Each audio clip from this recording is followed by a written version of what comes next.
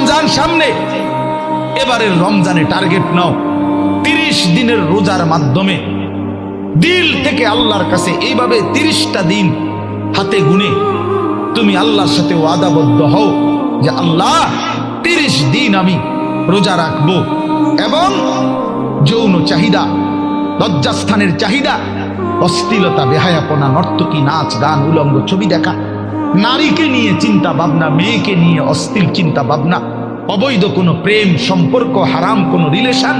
এই সব ত্যাগ করে বন্ধু 30টা দিন মনোযোগ দিয়া রোজা রাখো, তারাবি পড়ো, ইফতার করো, সাহারি করো, তাসবিহ পড়ো, তেলাওয়াত করো, কোনো আলেমে দ্বীনের সাথে উঠা বসা করো,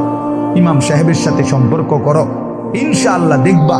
আল্লাহ চাহে তো 30 দিনের মাথায় আল্লাহ বলেন লাআল্লাকুম তাত্তাকুন, আমি আল্লাহ ওয়াদা দিলাম মোমেন তোকে মুত্তাকি বানিয়ে দেব।